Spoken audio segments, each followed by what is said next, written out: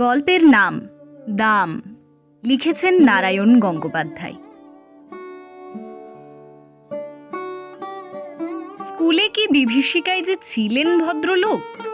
আমাদের অঙ্ক কষাতেন, আশ্চর্য পরিষ্কার ছিল মাথা।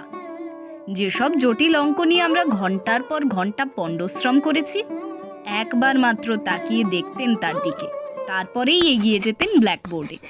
খসখস করে ঝড়ের গতিতে এগিয়ে চলতো খড়ি।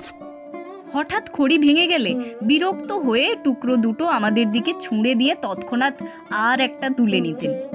একটু পরেই আমরা রোমাঞ্চিত হয়ে দেখতুম ছবির মতন অঙ্কটা সাজিয়ে দিয়েছেন।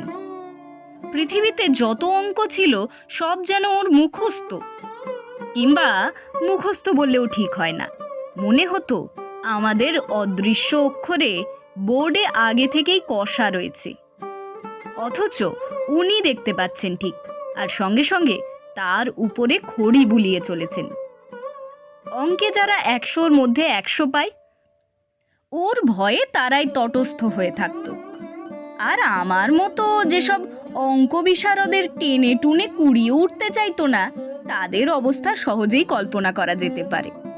প্রকাণ্ড হাতের প্রকাণ্ড চড় খেয়ে মাথা ঘুরে যেত, কিন্তু কাঁদবার জো ছিল না। চোখে এক ফোঁটা জল দেখলেই ক্লাস ফাটিয়ে হুঙ্কার ছাড়তেন, পুরুষ মানুষ হয়ে অঙ্ক পারিস নে, তার উপরে কাঁদতে লজ্জা করে না? এখনই পা ধরে স্কুলের পুকুরে ছুঁড়ে ফেলে দেব। তা উনি পারতেন। ওর চড়ের জোর থেকেই আমরা তা আন্দাজ করে নিয়েছিলুম। পুরুষ মানুষ হয়ে অঙ্ক পারে না এমন অঘটন কল্পনাও করতে পারতেন না মাস্টার মশাই। বলতেন, প্লেটোর দোরগোড়ায় কি লেখা ছিল জানিস? যে অঙ্ক জানে না এখানে তার প্রবেশ নিষেধ। স্বর্গের দরজাতেও ঠিক ওই কথাই লেখা রয়েছে, যদি সেখানে যেতে চাস তাহলে। স্বর্গের খবরটা মাস্টারমশাই কোত্থেকে জোগাড় করলেন তিনিই জানেন। প্লেটোকে তার দরজা দিয়ে ঢুকতে না পারলে কি ক্ষতি হবে এ নিয়ে আমরা কোনোদিন মাথা ঘামাইনি। তাছাড়া যে স্বর্গে পা দিয়েই জ্যামিতির এক্সট্রা কষতে হবে কিংবা স্কয়ার মেজারের অঙ্ক নিয়ে বসতে হবে, সে স্বর্গের চাইতে লক্ষ যোজন দূরে থাকাই আমরা নিরাপদ বোধ করতুম। ম্যাট্রিকুলেশনের গণ্ডি পার হয়ে অঙ্কের হাত থেকে রেহাই পেলুম, মাস্টার মশাইয়ের হাত থেকেও। কিন্তু অঙ্কের সেই বিভীষিকা মন থেকে গেল না। এমএ পাশ করবার পরেও স্বপ্ন দেখেছি পরীক্ষার লাস্ট বেল পড়ো পড়ো, অথচ একটা অঙ্কও আমার মিলছে না। মাস্টার মশাই গার্ড হয়ে একবার আমার সামনে এসে দাঁড়িয়েছেন, দু চোখ দিয়ে তাঁর আগুন ঝরছে, দাঁতে দাঁতে ঘষে বলছেন, মাথার উপর ঘুরন্ত পাখা সত্ত্বেও ঘামে নিয়ে আমি জেগে উঠেছি।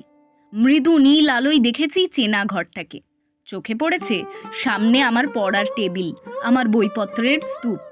গভীর তৃপ্তির সঙ্গে ভেবেছি, এখন আর আমাকে স্কুলে অঙ্ক কষতে হয় না, আমি কলেজে বাংলা পড়াই। একদিন একটি পত্রিকার পক্ষ থেকে ফরমাশ এলো, আমার ছেলেবেলার গল্প শোনাতে হবে। আমি জানালুম, লেখক হিসেবে আমি নিতান্ত সামান্য ব্যক্তি, আমার ছেলেবেলার গল্পে কারও কোনো কৌতূহল নেই। তাছাড়া এমন কোনো স্মরণীয় ঘটনা ঘটেনি যে আসর করে তার লোককে শোনাতে পারি। কিন্তু কর্তৃপক্ষ ছাড়লেন না। তারা জানালেন, সাহিত্যের ইন্দ্র, চন্দ্র, মিত্র, বরুণেরা কেউ তাদের বিশেষ পাত্তা দেননি। অতএব আমি ভাবলুম তাহলে নির্ভয়ে লিখতে পারি। ওরা নিজেরা ছাড়া ওদের কাগজের বিশেষ পাঠক নেই, সুতরাং আমার আত্মকথা কারো কাছে স্পর্ধার মতো মনে হবে না। কয়েকটি ঘরোয়া মানুষের কাছে ঘরোয়া গল্প বলবো, ওটা প্রীতির ব্যাপার, পদমর্যাদার নয়। কাগজ কলম নিয়ে বসে গেলুম। মনে এলো মাস্টারমশাইয়ের কথা, লিখলুম তাকে নিয়েই। ছবিটা যা ফুটলো তা খুব উজ্জ্বল নয়, লেখবার সময় কল্পনার খাদ কিছু মিশিয়ে নিলুম, সেটা বলাই বাহুল্য। সেই সঙ্গে সদুপদেশও একটু বর্ষণ করেছিলাম। মূল কথাটা এই ছিল, অহেতুক তাড়না করে কাউকে শিক্ষা দেওয়া যায় না। গাধা পিটিয়ে ঘোড়া করতে গেলে গাধাটাই পঞ্চত্ব পায়। তার প্রমাণ আমি নিজেই। মাস্টার মশাই আমাকে এত প্রহার করেও অঙ্ক শেখাতে পারেননি, বরং যা শিখেছিলুম তাও ভুলেছি। এখন 2 আর 2 4 না 5 হয়, তাই নিজের মধ্যে সন্দেহ জাগে। পত্রিকার কর্তৃপক্ষ খুশি হয়ে আমাকে 10 টাকা দক্ষিণা দিয়ে গেছেন। মাস্টারমশাইয়ের কাছ থেকে এইটুকুই আমার নগদ লাভ। তারপরে আরও অনেক দিন পার হয়ে গেল। সেই লেখার কথা ভুলে গেলুম মাস্টারমশাইকেও। বয়স বেড়েছে, বিনিদ্র রাত্রিযাপনের মতো অনেক সমস্যা এসে দেখা দিয়েছে জীবনে। বর্তমানের দাবিটা এত বেশি জোরালো যে স্মৃতির দিকে তাকাবার অবসর পর্যন্ত মেলে না। এমনি সময় বাংলাদেশের এক প্রান্তের একটি কলেজ থেকে ডাক এলো, ওদের বার্ষিক উৎসব, অতএব আতিথ্য নিতে যেতে হবে ওখানে এবং বক্তৃতা দিতে হবে। এইসব উপলক্ষেই বিনা পয়সায় বেড়ানো যায়। তাছাড়া কলকাতা থেকে কেউ বাইরে গেলেই তার রাজোচিত সম্বর্ধনা মেলে। এখানকার চড়ুই পাখিও সেখানে রাজহংসের সম্মান পায়। কলকাতা থেকে দূরত্বটা যত বেশি হয় আমাদের মতো নগণ্যের পক্ষে ততই সুখাবহ। আমি সুযোগটা ছাড়তে পারলুম না। গিয়ে পৌঁছুতে চা খাবার আতিথেয়তার উচ্ছ্বাস। ছেলেরা তো এলোই, 2-4 জন সম্ভ্রান্ত লোক এসেও বিনীতভাবে আলাপ করে গেলেন। এমনকি খান কয়েক অটোগ্রাফের খাতা পর্যন্ত এগিয়ে এলো।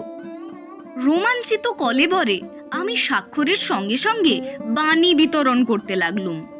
ব্যক্তি হিসেবে আমি যে এত মূল্যবান এর আগে কে ভেবেছিল সে কথা। সভায় জাকিয়ে বক্তৃতা করা গেল। রবীন্দ্রনাথ থেকে 12টা উদ্ধৃতি দিলুম, কার একটা ইংরেজি কোটেশন চালিয়ে দিলুম বার্নার্ড শর নামে। শেষে দেশের তরুণদের নিদারুণভাবে জাগ্রত হতে বলে যখন টেবিলে একটা প্রকাণ্ড কিল মেরে বক্তৃতা শেষ করলুম, তখন অল্পের জন্যে ফুলদানিটা রক্ষা পেল। আর হল ফাটানো হাততালিতে কান বন্ধ হওয়ার জোর। বুড়ো প্রিন্সিপাল পর্যন্ত মুগ্ধ হয়ে আমাকে বললেন, ভারী চমৎকার বলেছেন আপনি, যেমন সারগর্ভ তেমনি সুমধুর। আমি বিনীত হাসিতে বললুম, আজ শরীরটা তেমন ভালো নেই, তাই মনের মতো করে বলতে পারলুম না। পাশে দাঁড়িয়ে থাকা ছেলেরা বিস্ময়ে চোখ কপালে তুলল। শরীর ভালো নেই তাতেই এরকম বললেন স্যার, শরীর ভালো থাকলে তো অর্থাৎ প্রলয় হয়ে যেত। আমি উদার হাসি হাসলুম, যদিও মনে মনে জানি এই একটি সর্বার্থ সাধক বক্তৃতায় আমার সম্বল। রবীন্দ্র জন্মোৎসব থেকে বনমহোৎসব পর্যন্ত এটাকেই এদিক ওদিক করে চালিয়ে দিই। স্তুতিতে স্ফীত মনে চায়ের পেয়ালায় চুমুক দিয়েছি। এমন সময় একটি ছেলে এসে খবর দিলে, এক বুড়ো ভদ্রলোক আমার সঙ্গে দেখা করতে চান। প্রিন্সিপাল বললেন, বেশ তো, ডেকে আনো এখানে। ছেলেটি বললে, তিনি আসতে চাইছেন না, বাইরে মাঠে দাঁড়িয়ে রয়েছেন। আমার বক্তৃতায় নিশ্চয়ই কেউ অভিভূত হয়েছেন, আমাকে অভিনন্দন জানাবেন। এই অভিজ্ঞতা আগেও হয়েছে, সুতরাং দাক্ষিণ্য পুলকিত চিত্তে আমি বললুম, আচ্ছা চলো, আমি যাচ্ছি। হলের বাইরে ছোট একটা মাঠ, তরল অন্ধকারে ঢাকা। অত আলো থেকে বেরিয়ে এসে প্রথমে ভালো করে কিছু দেখতে পেলুম না। তারপর চোখে পড়ল মানুষটিকে। কুঁজো লম্বা চেহারা, মাথার সাদা চুলগুলি চিকমিক করছে। ডাকলেন, সুকুমার। আমি চমকে উঠলুম। এখানে কেউ আমার নাম ধরে ডাকতে পারে সেটা যেমন আশ্চর্য, তার চেয়েও আশ্চর্য ওই গলার স্বর। আমার মনটাকে অদ্ভুতভাবে দুলিয়ে দিল। স্মৃতির অন্ধকার থেকে একটা ভয়ের মৃদু শিহরণ আমার বুকের ভিতর দিয়ে বয়ে গেল। আমাকে চিনতে পারছো না সুকুমার? আমি চিনেছি। ভয় পাওয়ার অর্থটা বুঝতেও আর বাকি নেই। ওই ডাক শুনে ছেলেবেলায় বহুদিন আমার গায়ের রক্ত হিম হয়ে এসেছে। জানি এখনই একটা ভয়ঙ্কর চড় আমার পিঠের উপর নেমে আসবে। সেই ভয়টার কঙ্কাল লুকিয়েছিল মনের চোরা কুঠুরিতে। ওই স্বর বিদ্যুতের আলোর মতো তাকে উদ্ভাসিত করে তুলেছে। আমার মাথা তখনই ওর পায়ে নেমে এলো। মাস্টারমশাই, আপনি? মাস্টারমশাই বললেন, বেঁচে থাকো বাবা, যশস্বী হও। রিটায়ার করার পর এখানে এসেই মাথা গুঁজেছি, বাড়ি থেকে বেরুই না। আজ তুমি বক্তৃতা করবে শুনে ছুটে এসেছি। খুব ভালো বলেছো সুকুমার, খুব খুশি হয়েছি। কিন্তু আমি খুশি হতে পারলুম না। বিজ্ঞানের ছাত্র ছিলেন মাস্টারমশাই, বুদ্ধিতে ছুরির ফলার মতো ঝকঝক করত চোখ। আজ আমার বক্তৃতার ফাঁপা ফানুস দিয়ে যদি ওকে ভোলাতে পেরে থাকি, তাহলে সেটা আমার কৃতিত্বে নয়, ওর মনেরও বয়স বেড়েছে বলে। অপরাধীদের মতো চাইলুম, না স্যার আপনার সামনে। মাস্টারমশাই আমাকে বলতে দিলেন না। তোমরাই তো আমাদের গর্ব, আমাদের পরিচয়। কিছুই দিতে পারিনি, খালি শাসন করেছি, পীড়ন করেছি। বলতে বলতে জামার পকেট থেকে বের করলেন শতচ্ছিন্ন এক জীর্ণ পত্রিকা। একদিন আমার ছেলে এইটে এনে আমাকে দেখালে, পড়ে আনন্দে আমার চোখে জল এলো। কতকাল হয়ে গেল, তবু সুকুমার আমাকে মনে রেখেছে, আমাকে নিয়ে গল্প লিখেছে। সকলকে এই লেখা আমি দেখাই, বলি দেখো আমার ছাত্র আমাকে অমর করে দিয়েছে। মুহূর্তে আমার জিভ শুকিয়ে গেল। লজ্জায়, আত্মগ্লানিতে আমার আমার মাটিতে মিশে যেতে ইচ্ছে করলো। একটা কিছু বলতে চেষ্টা করলুম, কিন্তু মুখে কথা ফুটলো না। মাস্টার মশাইয়ের গলা ধরে এসেছিল। একটু চুপ করে থেকে বললেন, কি যে আমার আনন্দ হয়েছে সুকুমার, কি বলবো। তোমার এই লেখাটা সব সময় আমার সঙ্গে সঙ্গে থাকে। দু একজন বলে, যেমন ধরে ধরে মারতেন তেমনি বেশ শুনিয়ে দিয়েছে আপনাকে। আমি বলি, শোনাবে কেন, কত শ্রদ্ধা নিয়ে লিখেছে। আর সত্যি তো, অন্যায় যদি করেই থাকি, ওরা ছাত্র, ওরা সন্তান, বড় হলে সে অন্যায় আমার শুধরে দেবে বই কি।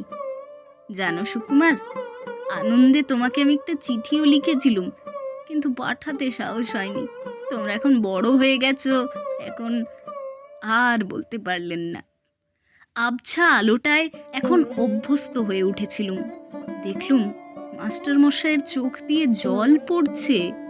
মনে হলো স্নেহ, মমতা, ক্ষমার এক মহাসমুদ্রের ধারে এসে দাঁড়িয়েছি। সেই স্নেহ কোটি মণি মাণিক্য দিয়ে যার পরিমাপ হয় না, সেই মমতা যার দাম সংসারের সব ঐশ্বর্যের চাইতে বেশি, সেই ক্ষমা কুবেরের ভাণ্ডারকে ধরে দিয়েও যা পাওয়া যায় না। আমি তাকে 10 টাকায় বিক্রি করেছিলাম।